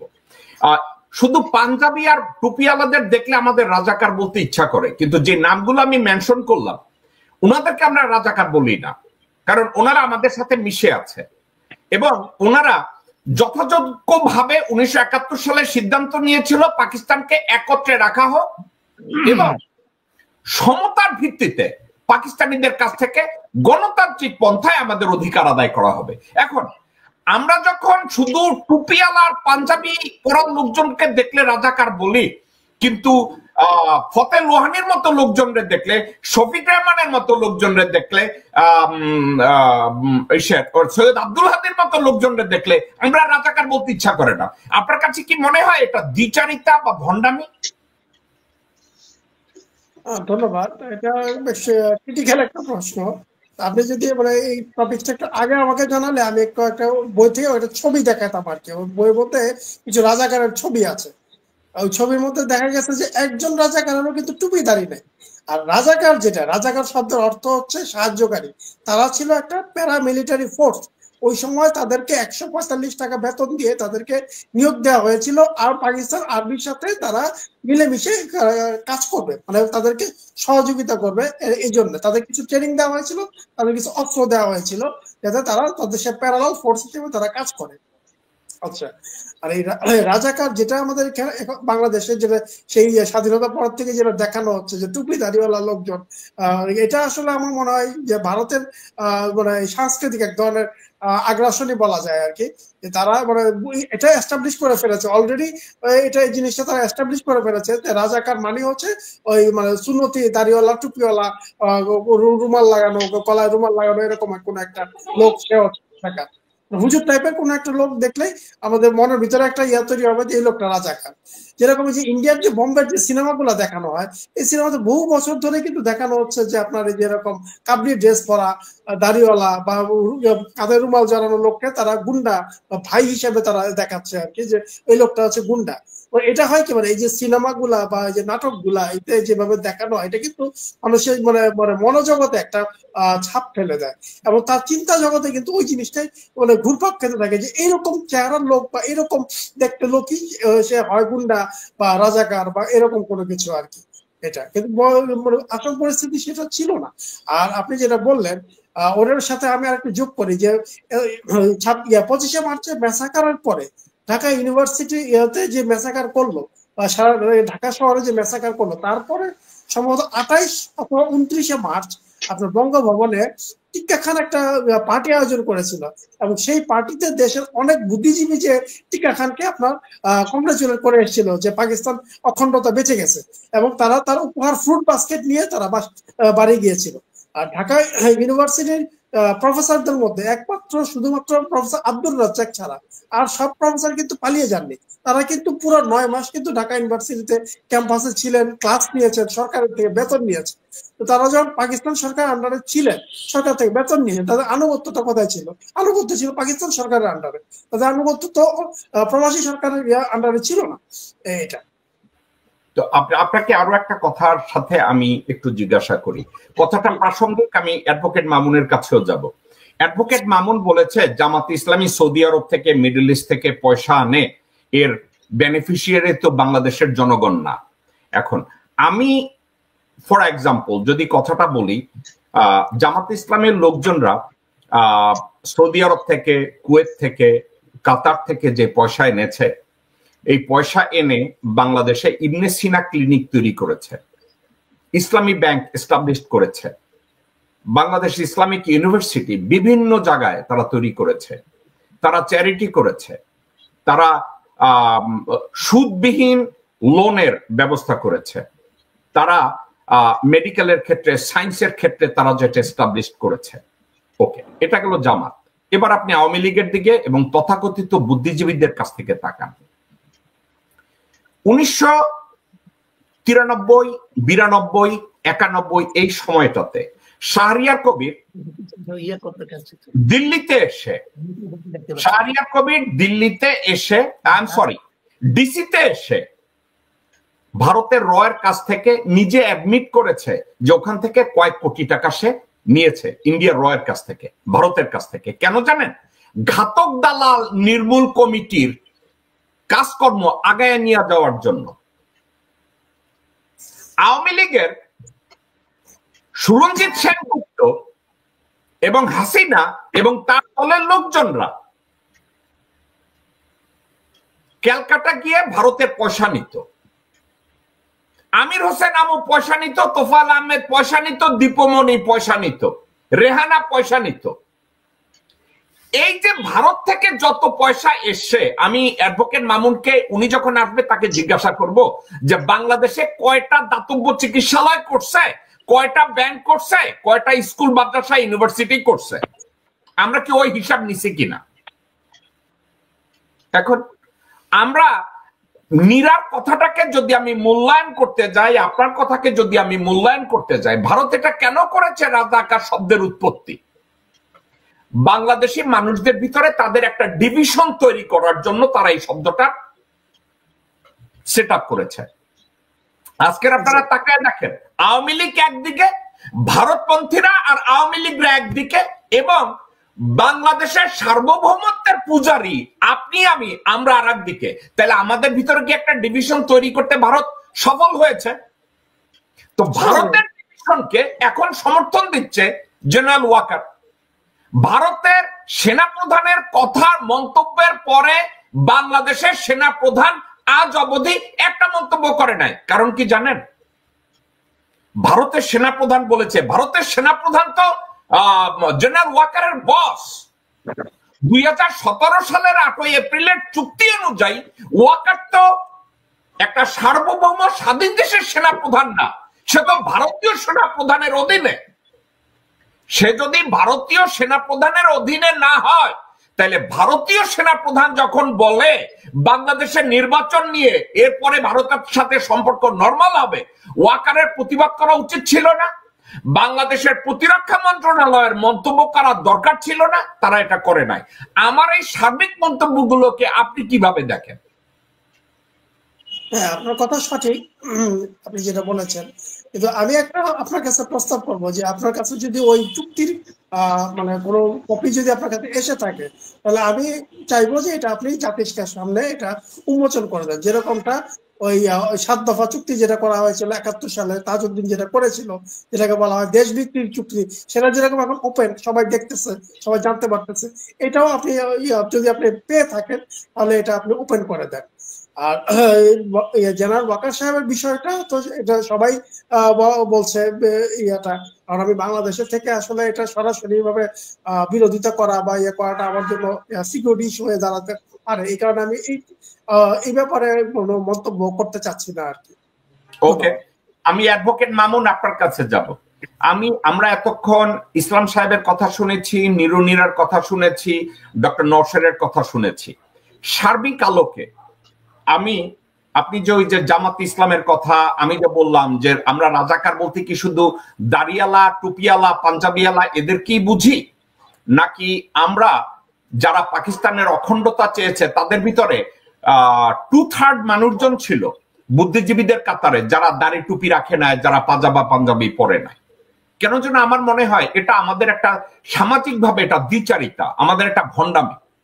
কারণ আমরা নিনা হামিদকে রাজাকার বলবো না, আব্দুল হাদিকে রাজাকার বলবো না, কিন্তু গোলাম আজমকে রাজাকার বলবো। আমার বাড়ির পাশের মকবুল চাচারে রাজাকার ডাকবো কারণ সে পাজামা পাঞ্জাবি পরে। বিষয়গুলোকে আপনি কিভাবে দেখেন কাজী আব্দুল্লাহ আল মামুন? আচ্ছা দেখেন, একটা শব্দ, ভাষার কাজ হলো ভাবের বাহক। এই শব্দটা যেভাবে হোক তারা এস্টাবলিশ করতে সমর্থ হয়েছে।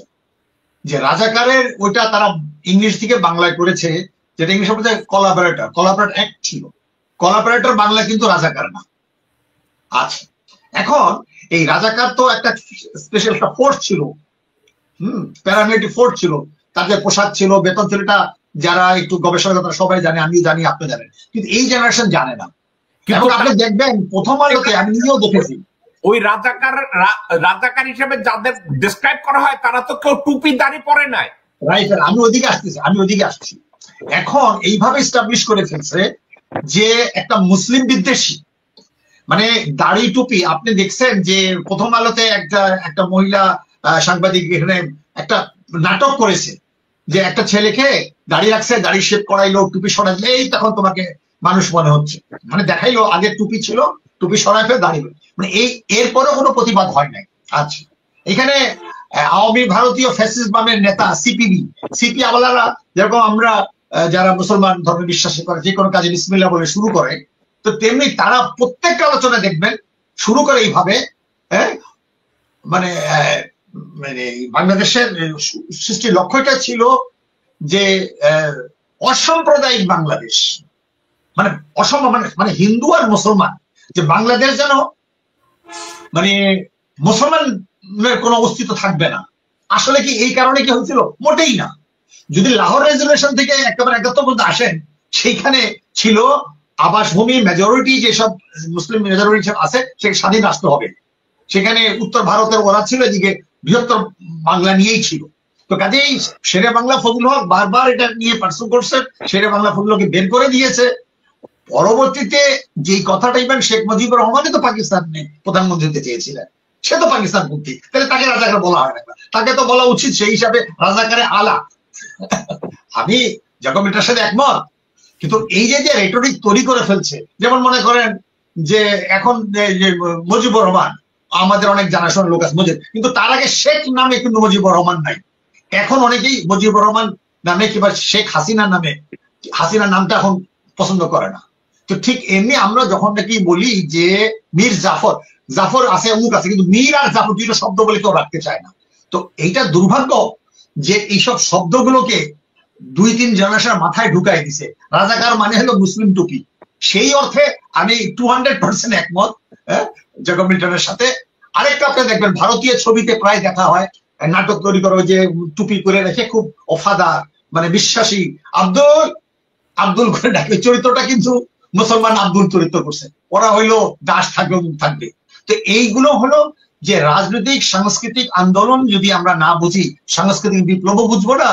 আর দেশপ্রেম তো শুধু ভৌগোলিক ঈশ্বর ব্যাপার না, দেশপ্রেম এই দেশের মানুষকে নিয়ে।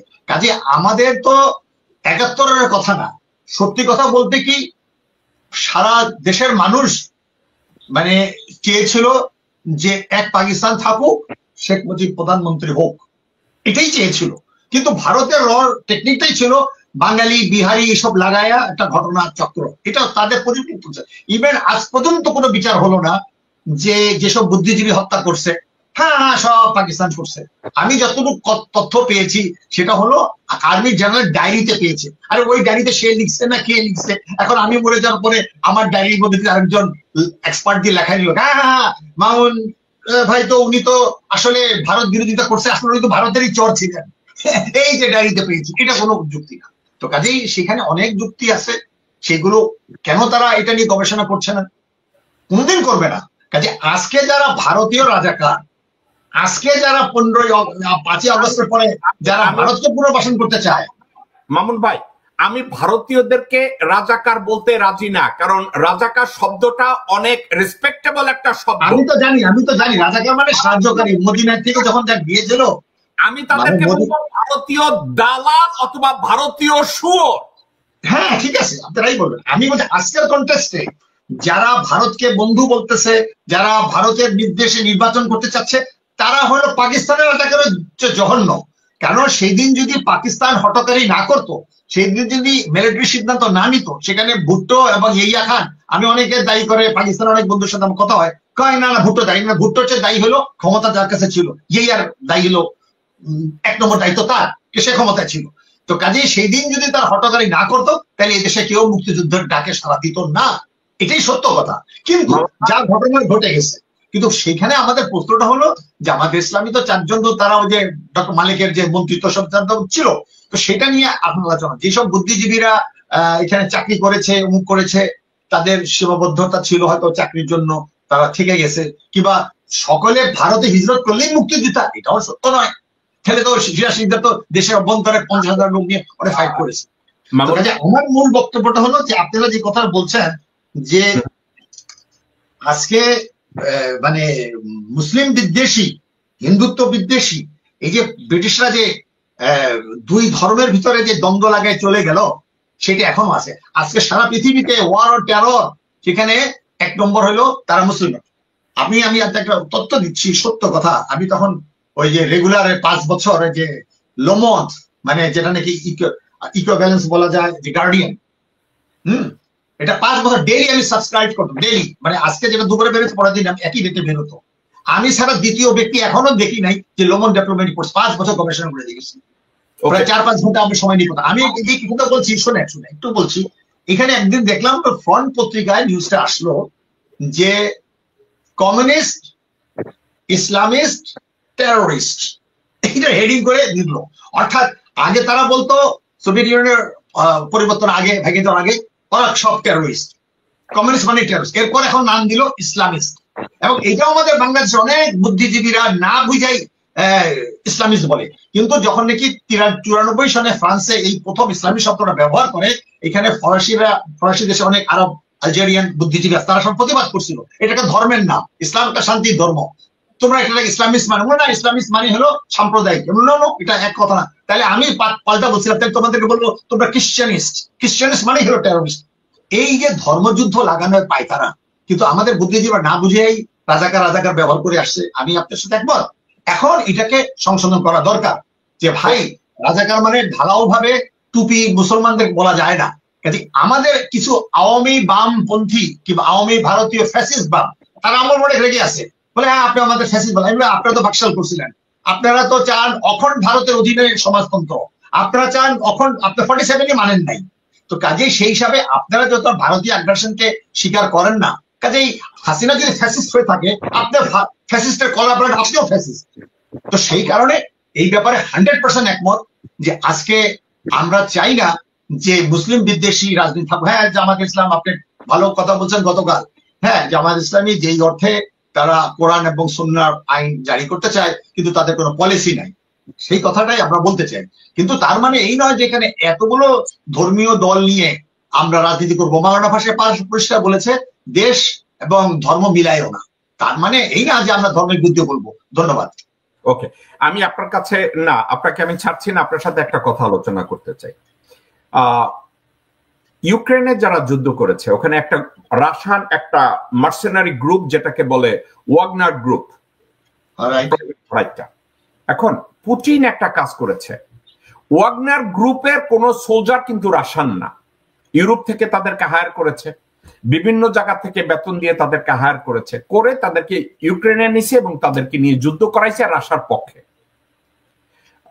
যারা রাশিয়ান সোলজার তারা কিন্তু ওয়াগনার গ্রুপে যোগ দেয় নাই, ওয়াগনার গ্রুপের সোলজাররা ভাড়াটে। এখন বাংলাদেশের লোকজন যারা 1971 সালে পাকিস্তানিদের বিরুদ্ধে যুদ্ধ করেছে, আমি যদি বলি এরা না জেনে না বুঝে ভারতের ভাড়াটে বাহিনী হিসাবে, ওয়াগনার গ্রুপ হিসাবে তারা যুদ্ধ করেছে। এরা নিজেদেরকে মুক্তিযোদ্ধা দাবি করে, আমার বাবা মুক্তিযোদ্ধা দাবি করছে নিজেরে। আমি মনে করি না এরা কেউ আসলে জানতো বা বুঝতো যে মুক্তিযুদ্ধের সাথে বাংলাদেশের সার্বভৌমত্ব বা স্বাধীনতার কোনো সংযুক্ততা কোনো জায়গায় ছিল না, কারণ ভারতের টার্গেট ছিল পাকিস্তানকে আলাদা করা। তাইলে পাকিস্তানকে আলাদা করার জন্য যারা যুদ্ধ করেছে তারা তো সব ওয়াগনার গ্রুপ, তারা কিসের মুক্তিযোদ্ধা? আমি যদি এই ক্লেমটা করি, আপনি এটাকে কিভাবে ব্যাখ্যা করবেন? আমাকে এটা তো ব্যাখ্যা করা যায়। আপনি যেমন যে যুক্তিতে বলছেন, হ্যাঁ, আমিও সেই এটার পক্ষে বিপক্ষে একটা সঠিক যুক্তি দাঁড় করাবো, অবশ্যই দাঁড় করাবো। দেখেন, মুক্তিযুদ্ধের প্রধান যে ট্রেন্ডটা ছিল সেটা আওয়ামী লীগের নেতৃত্ব হয় নাই। প্রধান যে ট্রেন্ডটা ছিল সেটার প্রথম শুরু করছিল, রেসিস্ট্যান্স শুরু করছে 86 আগে থেকে শুরু করছে। জিয়াউর রহমান যেই প্রতিগুলোর মধ্যে ঘোষণা করেছিল, মানুষ স্বাগত জানিয়েছে। কিন্তু জিয়াউর রহমান যে ভুলটা করছে ভারতে যে, আর বাংলা ভাষারই কে মিসলিড করে, আমি সর্বশেষ খবর পেয়েছি তাকে মিসলিড করে উনি চাইছিল বার্মা হয়ে লন্ডন যাওয়ার জন্য, তো তাকে নিয়ে যাও, তাকেও বন্দী করে দিল। পৃথিবীর ইতিহাসে একটা প্রধান দুই নেতা একজন সারেন্ডার করে, একজন বন্দী হয়ে যায়, নেতৃত্ব শূন্য হলো। এই আজকে একই অবস্থা হয়েছে। আজকে আমি আপনার প্রশ্নেই আসতেছি। মামুন ভাই, একটু আপনি যে কথাগুলো বলছেন আমি রাজনৈতিক প্রেক্ষাপটে না, আমি মডার্ন ওয়ারফেয়ারে আমি আপনাকে ওয়াগনার গ্রুপের কথা বললাম, ইতিহাসের কথা বাদ দেন। আমি সেটাই জানতেছি, সেটাই বলতেছি যে তারা কিভাবে ওইভাবে যায় নাই, কিন্তু একটা অংশ হয়তো তারা মনে করছে যে এখন আমরা কৌশলগত ভাবে ভারতের মেনে নেই, পরেরটা পরে দেখা যাবে। এটা হয়তো, এটা আমার কোনো প্রমাণ নাই, কিন্তু তখনকার অবস্থার থেকে যেসব আর্মি, ইভেন মনে করেন মেজর ডালিমের ডায়েরি থেকে বলছে, তারা বুঝতে পেরেছিল যে আমরা ট্যাপে পড়ে গেছি, কিন্তু তারা কিন্তু ভলান্টিয়ার হিসেবে যায় নাই। আমি যেটা বলতে চাচ্ছি, আপনি যেটা বলেন যে ওয়াগনারের মতো বাংলাদেশে ভাড়াটিয়া হিসেবে যায় নাই, হ্যাঁ বলতে পারেন যে কিছু যারা রড দ্বারা নিয়ন্ত্রিত হয়েছিল, যারা ধরনের ট্রেনিং প্রাপ্ত, হ্যাঁ, তারা তো মুক্তিযুদ্ধ করেনি, তাদের কাজ ছিল চিহ্নিত লোকদেরকে মেরে ফেলা। এইগুলো করেছেন, এই সিরাত আলম খান তাই করেছে। তো তারা ভাড়াটিয়া মুক্তিযোদ্ধা। In that case I agree. Okay, আমাকে আরেকটা কথা বলেন, আপনি মেজর ডালিমের কথা উল্লেখ করেছেন। জি, ঠিক আছে। মেজর ডালিম এবং নূর তারা পাকিস্তান থেকে পালাইয়া বাংলাদেশে আসে নাই, তারা ইন্দিরা গান্ধী এবং রয়ের সাথে আগে বৈঠক করেছে। হ্যাঁ,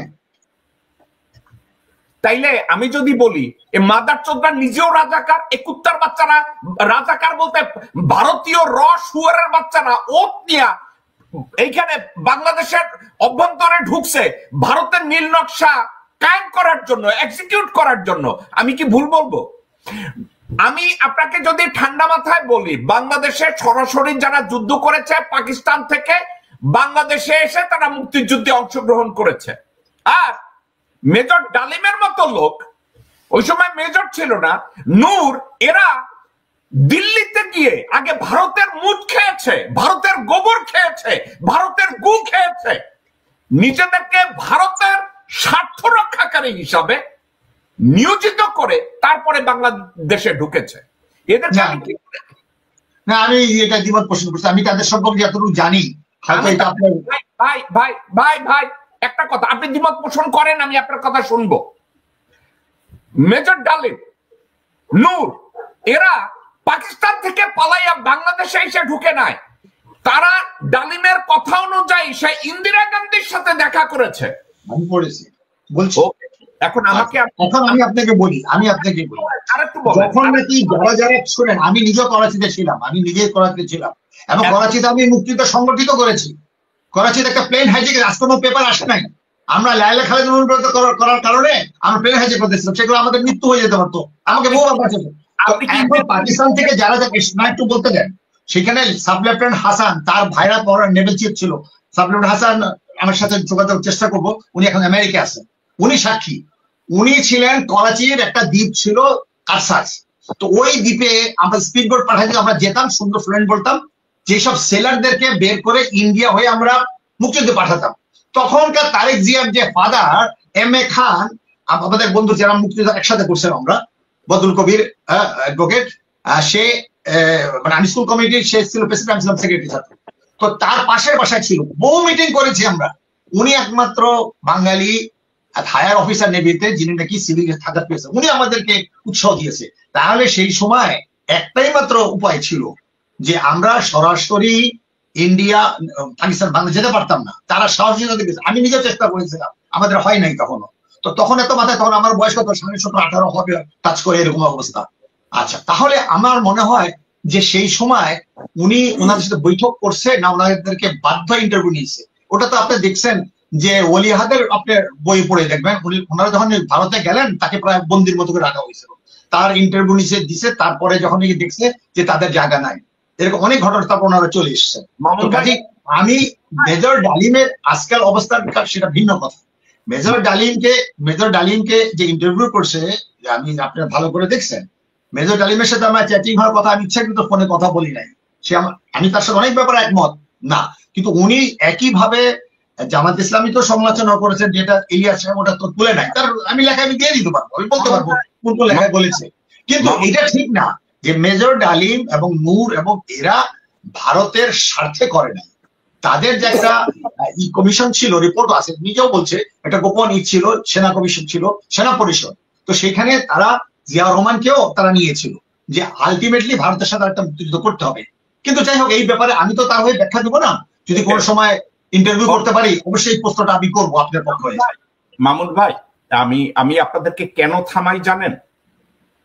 আপনাকে যদি আমি জিজ্ঞাসা করি আপনি বাংলাদেশের মুক্তিযুদ্ধের দলিল, দস্তাবেজ, এক্ষেত্রে আপনি কি কি পড়েছেন? আপনি যা পড়েছেন, ভারতীয় কোন লেখকের, ভারতীয় কোন সেনাবাহিনীর লোকজনদেরকে ডিসক্রিপশন শুনেছেন, পাকিস্তানি কোন জেনারেলদের ডিসক্রিপশন শুনেছেন, মুক্তিযোদ্ধাদের কোন ডিসক্রিপশন শুনেছেন, কিন্তু আপনি বাংলাদেশের মুক্তিযুদ্ধ সম্পর্কে নিরপেক্ষ কোন লেখকের বা কোন দলিল, দস্তাবেজ কোন জায়গা থেকে আপনি কি পড়েছেন?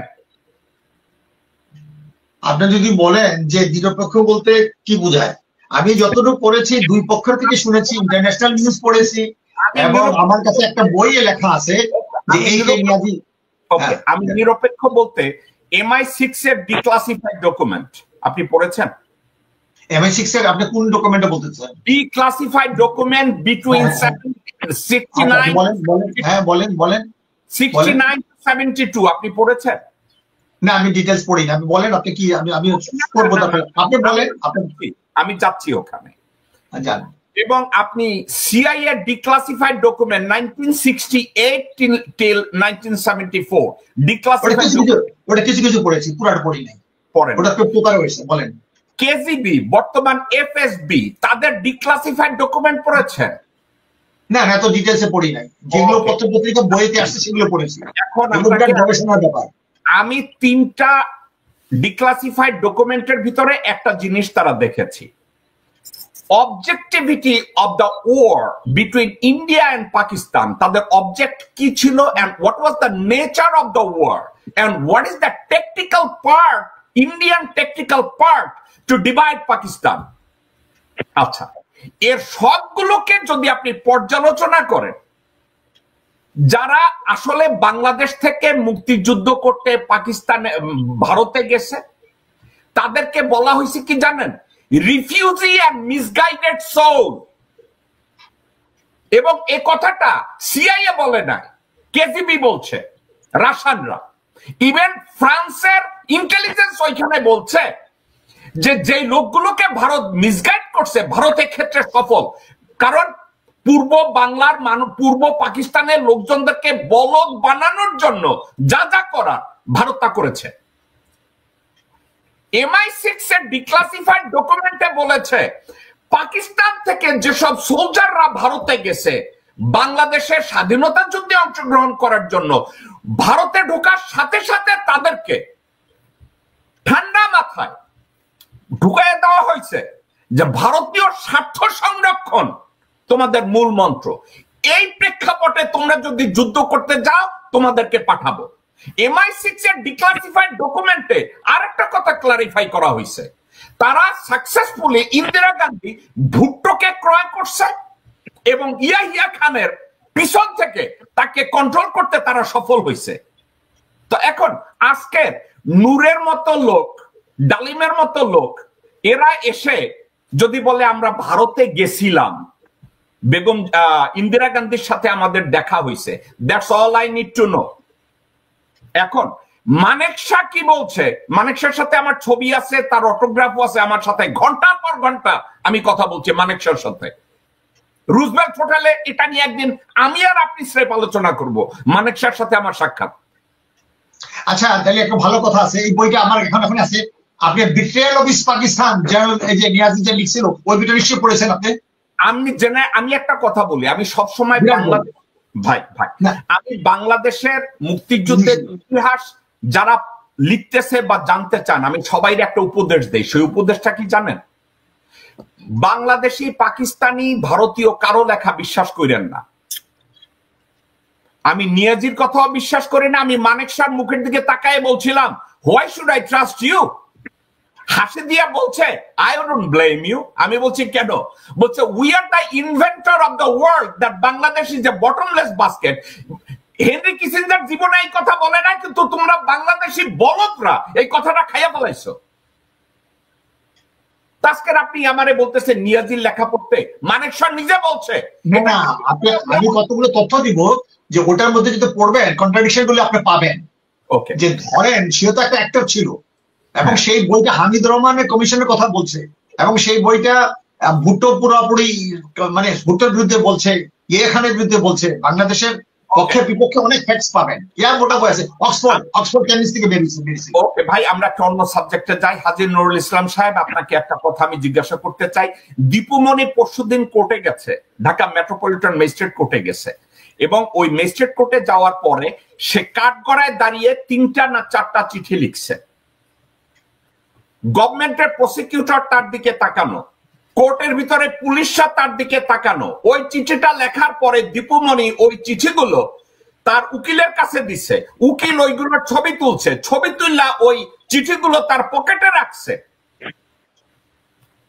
যেটা বাংলাদেশের কারা দণ্ডবিধি বা কারার যে স্ট্যান্ডিং অর্ডার আছে, কারার যে আদেশ আছে, কারার যে নিরাপত্তা স্ক্যাজুল আছে, কারার যে মূল নীতিমালা আছে, এগুলো সব ভায়োলেট করে। দীপুমণিকে এই সুযোগটা দিছে, সে সালমান রহমানের সাথে কেলাইয়া কেলাইয়া হাসছে, আনিসুল হকের সাথে কথা বলছে।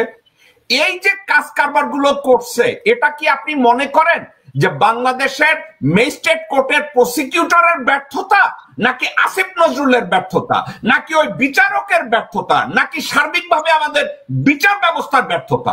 হাজী নুরুল ইসলাম সাহেব।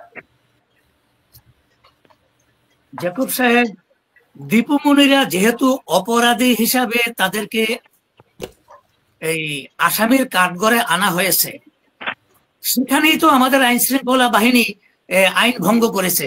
তাদেরকে তো জেলখানা থেকে যখন বের করবে তখনই তাদের হাতে হাত করা থাকার কথা,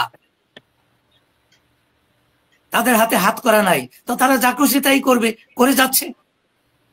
এখানে আমি আপনি বলে আর কি করব? আমি বিগিনিং থেকে বলে আসছি, একটা গরু চোর 150 টাকা 250 টাকা গরু চুরি করে যদি তার হাতে হাত করা বাধা হয়, আর হাজার হাজার কোটি টাকা লুট করে তাকে যেমন দুলাভাই শালা ওই জেলখানা থেকে কোর্টে নিয়ে আসে, হোয়াট ইজ দিস? এটা হতে পারবে না। পরবর্তীতে তাদেরকে যেন আমরা দেখি হাতে কাঠগড়া লাগানো। বাট ব্যর্থতা টাকার, প্রসিকিউটরের ব্যর্থতা টাকার, জাজের ব্যর্থতা কার, আইনমন্ত্রী আসিফ নজরুলের, নাকি ব্যর্থতা পুরা বিচার বিভাগের, নাকি ব্যর্থতা নাকি এটা জেনারেল ওয়াকারের নির্দেশে, নাকি জেনারেল ওয়াকারের নির্দেশে এটা হচ্ছে? না, এখানে জেনারেল ওয়াকারের কিছু নেই। এটা স্বরাষ্ট্রমন্ত্রীর ব্যর্থতা, আইনমন্ত্রীর ব্যর্থতা, বিচার বিভাগের ব্যর্থতা। আসামি হাত করা ছাড়া কাঠগড়ায় আসবে কেন? আর শুধু তাই নয়, তারা লুটের আসামি, টাকা পয়সা লুটের আসামি, তাদের হাতে হাত করা থাকবে। আর তার বিরুদ্ধে যদি খুনের আসামি থাকে তাহলে তার পায়ে ডান্ডা বেরি থাকবে, হাত করা প্লাস ডান্ডা বেরি। তো এই জন্য না না না না না, আপনি অন্য সাবজেক্টে যেন না, অন্য সাবজেক্টে আমি আপনার কাছে আসতেছি। তো আপনি মনে করেন এটা আসিফ নজরুলের ব্যর্থতা, এটা বিচার বিভাগের ব্যর্থতা, এটা স্বরাষ্ট্র মন্ত্রণালয়ের ব্যর্থতা? ইয়েস। কিন্তু আপনি যদি প্রাথমিকভাবে দায়ী করেন, কাকে দায়ী করবেন? প্রাথমিকভাবে আমি দায়ী করব ওই আদালতের বিচারক, ওই আদালতের প্রসিকিউটর। এই দুই হারামজাদা হারাম খাওয়ার জন্য ওখানে বসছে। আপনার কি তা মনে হয় না? এই তাদের দুজনকেই প্রশ্ন করা উচিত, তারা হাত করা ছাড়া কিভাবে আসামির কাঠগড়ায় এজলাসে আসে। ওকে, আমি নিরনিরা আপনার কাছে সেম প্রশ্নটা করব। দীপুমণিকে ওখানে জামাই আদরে ঢুকানো হয়েছে। এখানে আমি একটা জিনিস মন্তব্য করব।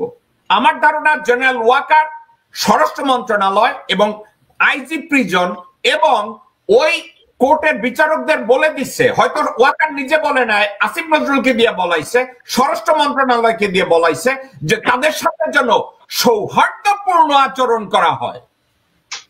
একজন হাজার হাজার কোটি টাকা চুরির আসামি, ভারতের এক বেশ্যা দীপুমণি, সে আদালতে আসামির কাঠগড়ায় দাঁড়াইয়া 3-4টা চিঠি লেখে, সেটা তার উকিলের কাছে দেয়, উকিল একটা ছবি তুলে আবার পকেটে রাখে। এই দীপুমণি আবার ঋণ খেলাপি, ডাকাত, হারামজাদা সালমান রহমানের সাথে কথা কয়, আনিসুল হকের সাথে কথা বলে। আপনার কি মনে হয় বাংলাদেশের বিচার বিভাগ এখন এমন ভাবে দেউলিয়া হয়েছে যে এই ধরনের কার্যকলাপ আদালতের মধ্যে হয়? আপনার কি মনে হয় এই জন্য কে দায়ী? এক বাক্যে এই জন্য আমি ওয়াকারকে দায়ী করব। জেনারেল ওয়াকারের মানে নির্দেশই সব জায়গায় সবকিছু হচ্ছে এখন। জেনারেল ওয়াকার এই যে আওয়ামী লীগের দোসর যারা আছে তাদেরকে যত রকমের সুযোগ সুবিধা যেখানে যা দেওয়া দরকার সেটা ওয়াকারের নির্দেশই হচ্ছে। এবং ওই যে চিঠি লিখেছে, চিঠির মধ্যে যদি আপনি তদন্ত করেন দেখবেন ওয়াকারের কাছে এক চিঠি আছে, ভারতে এক চিঠি গেছে, আরেক চিঠি আছে ওখানে মানে জাজ যিনি ছিলেন তার কাছে। তো এই জন্য প্রাথমিকভাবে যদি আপনি একদম ইনস্ট্যান্ট যদি কাউকে দায়ী করা হয় তাহলে ওই কোর্ট রুমে যারা যারা ছিল দায়িত্বে প্রত্যেককে আপনার সাক করা দরকার।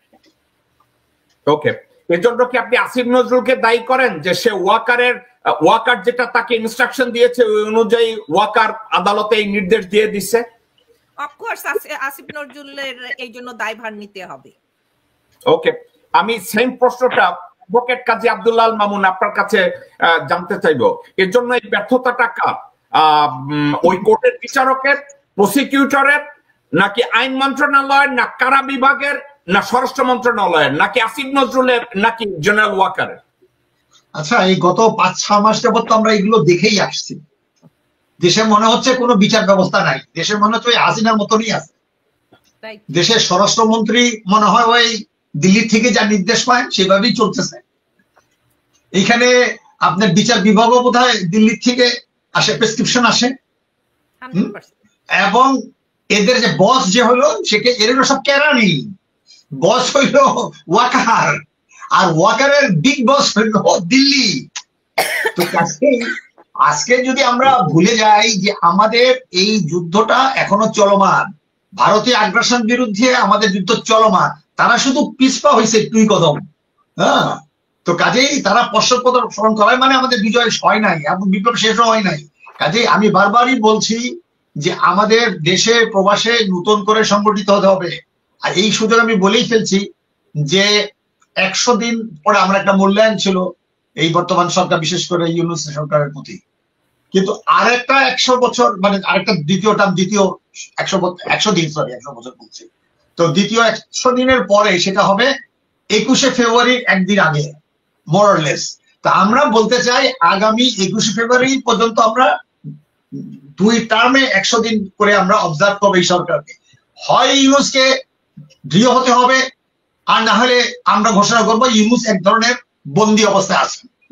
যেভাবে প্রেসিডেন্টকে আমরা এখানে দেখেছি যে 1/11 সময় যে কিভাবে মঈন তাকে সামনে রেখে কাজ করছে, এখন একইভাবে যদি ওয়াকার যদি প্রেসিডেন্ট তো তার কথা উঠে বসে, ওটা কোনো বড় ব্যাপার না, এখন তাকেও এক ধরনের বন্দী করে রেখেছে।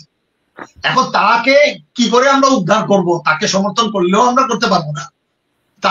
তার হয়ে যদি আমরা বিভিন্ন আন্দোলন কর্মসূচিও নেই, তবুও তো আমরা তার কাছে বোঝাইতে পারবো না আমরা আপনার পক্ষেই আপনার হাতকে শক্তিশালী করার জন্য দেশে বিদেশে প্রচার করছি। একটা হতে পারে, আমি কয়েকদিন আগে আমি বলেছি যে যদি কোনোভাবে সুযোগ পাই যে ইউনূস সাহেব যদি দেশের বাইরে আসে, যেইভাবে হোক না কেন আমি চলে যাব, আপনাকেও বলবো আমরা চলে যাব। তো এখন ওনার মুখ থেকে শোনা দরকার যে আপনার অবস্থাটা কি। এত তাড়াতাড়ি উনি হতাশ হয়ে গেলেন, কিংবা হতাশ করানো হচ্ছে, কিংবা ওনার মুখ দিয়ে বলানো হচ্ছে। আমরা তো, উনি তো প্রথমে বলেছিলেন যখনই সময় হবে তখনই করবে, কোনো নির্বাচনের টাইম উনি বলেন নাই। এখন ওনার মুখ দিয়ে যেই কহো প্রেসারে বলানো হয়েছে যে এই বছরের শেষে কিংবা সামনের বছর এটা। আর আমি বলছি না, বিপ্লবের কোনো টাইম হয় না, এটা কতদিন চলবে কোনো হয় না। তো সেই অর্থে এটা 1 নম্বর দায়ী, যেটা আমিও মনে করি যে 1 নম্বর দায়ী হলো আপনার ওই যে ওয়াকার। আর আমাদের মূল যুদ্ধটা হলো ভারতীয় আগ্রাসনের বিরুদ্ধে, ভারতীয় সম্প্রসারণবাদের বিরুদ্ধে, নট ভারতীয় সাম্রাজ্যবাদ। এটা আমি আরেকদিন আমি দেখলাম যে জাকব ভাই আপনি বলছেন সাম্রাজ্যবাদ, এটা হলো আওয়ামী ভারতীয়, বামরা বলে সাম্রাজ্যবাদ, এটা আমরা বলি সম্প্রসারণবাদ, মানে সাম্রাজ্যবাদের সহযোগী। সাম্রাজ্যবাদ হলো বড় পুঁজিবাদ। হ্যাঁ, লেনিন বলছিল imperialism is the highest form of capitalism. তো ইন্ডিয়া তো এত বড় জাতীয় পুঁজির বিকাশ হয় নাই যে আরেক দেশে বিনিয়োগ করে ওটা লাভ নিবে। বাংলাদেশের পুঁজি তারা নিয়ে যাচ্ছে। তো কাজে আবার রিপিট করতেছি, এই সমস্ত দায়িত্ব হলো ওয়াকারকে চিহ্নিত করতে হবে, এই ওয়াকার লীগের বিরুদ্ধে নতুন করে সংগ্রাম করতে হবে। ওকে, ধন্যবাদ। আমি ডক্টর নওশের আপনাকে আমি এই প্রশ্নটা করব না, বাট এই প্রশ্নটার উত্তর যদি আপনি দিতে চান এটা আপনার উপরে, যে এই যে দীপুমণি যে চিঠি লিখেছে, এই চিঠি লেখার জন্য আপনি কাউকে দায়ী করেন কিনা? বিচার ব্যবস্থা পুরোটাকে দায়ী করেন নাকি স্পেসিফিক আপনি অন্য কাউকে দায়ী করেন? না, এক্ষেত্রে বিচার ব্যবস্থা তো আসলে এমন একটা সিস্টেম, এটা তো একটা সিস্টেম, এটা পিছনে যারা চালায়, এই বিচার ব্যবস্থা চালানোর পিছনে যারা দায়ী, মানে যারা আছেন আর কি, আমি তাদেরকে দায়ী করবো। হ্যাঁ, এই ক্ষেত্রে আমি বলবো কারণ যে আইন মন্ত্রণালয়, স্বরাষ্ট্র মন্ত্রণালয় এবং ওভারঅল ডক্টর ইউনূসের সরকারকে আমি এটাকে দায়ী করব যে একজন বিচারাধীন আসামি উনি কেমন করে চিঠি লিখেন এবং চিঠিগুলো আবার ওনার উকিলের কাছে সেক্ষেত্রে আমার আরেকটা প্রশ্ন হচ্ছে যে ওইখানে তো আপনার পাবলিক প্রসিকিউটর যিনি ছিলেন তিনি তো সেটা দেখেছেন, তার তো উচিত ছিল জিনিসটা প্রতিবাদ করা। তিনি যদি প্রতিবাদ না করে থাকেন অবশ্যই সেটা ওনার ব্যর্থতা। যে জাজ যিনি ছিলেন, জাজ যদি সেটা দেখে থাকেন, তিনি যদি অ্যাটলিস্ট প্রতিবাদ যদি না করেন, তাহলে তো অবশ্যই সেটা ওনাদের ব্যক্তিগত ব্যর্থতা আমি মনে করবো। মানে সরকারের তো ব্যর্থতা, এবং ওইখানে কোর্টে যারা ছিলেন, ওই দায়িত্বে যারা ছিলেন, তারা যদি জিনিসটাকে নোটিস না করেন, সেক্ষেত্রে তারাও পার্সোনালি এটার পিছনে দায়ী আমি মনে করি। ওকে, ডক্টর নওশের আপনাকে আরো একটা কথা জিজ্ঞাসা করব। 2018 সালে হাসিনা শেখ 830টা বা 850টা প্লট পূর্বাঞ্চলের রাজনৈতিক লোকজনদেরকে উপহার দিয়েছেন তাকে নির্বাচিত করার জন্য এবং তার অবৈধ সরকারকে এন্ডোর্স করার জন্য, ওই নির্বাচনে অংশগ্রহণ করার জন্য। এবং ওই প্লটের মধ্যে বিএনপির সাবেক সংসদ সদস্যা সৈয়দা আসিফা আশরাফি ওরফে পাপিয়া তিনি প্লট পেয়েছেন। বিএনপির সাবেক সাংসদ আব্দুস সাত্তার ভুইয়া উনি প্লট পেয়েছেন। ওই প্লটের জন্য রুমিন ফারহানাও অ্যাপ্লিকেশন করেছিলেন। মাহি বি চৌধুরী, বদরুদ্দোজা চৌধুরীর ছেলে, সেও প্লট পেয়েছে। ওয়ার্কার্স পার্টির মুস্তফা লুৎফুল্লাহ প্লট পেয়েছে। এখন এই লোকগুলো সবাই বর্তমানে নির্বাচন নিয়ে তাদের মুখে খৈচুরি ফুটছে, তারা নির্বাচন চায়, খুব তাড়াতাড়ি নির্বাচন চায়।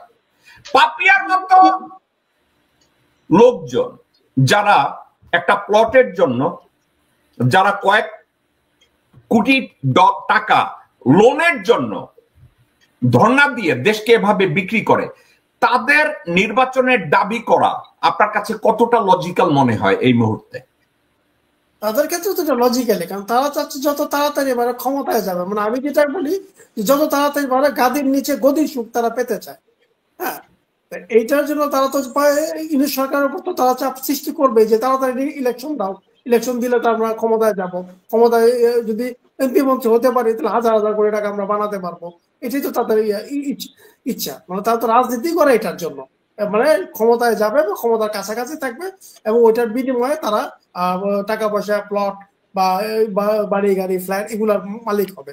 মানে অল্প সময়ের ভিতরে তারা আঙুল ফুলে কলা গাছ হবে। এটার জন্য তো তারা রাজনীতি করে। তাদের রাজনীতির তো কোনো আলাদা কোনো মানে মানে কি বলে কোনো ভিশন নাই।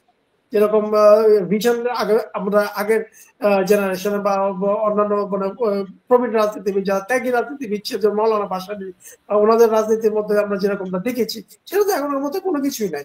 এটা হচ্ছে যা তারা দ্রুততম সময় তারা ধনী হতে চায়, এটার কারণেই তারা ক্ষমতায় যেতে চায়। এই জন্য তারা ইলেকশন চাচ্ছে, কারণ জানেন যে ইলেকশন হলে তারা জিতবে বা ইয়ে করবে।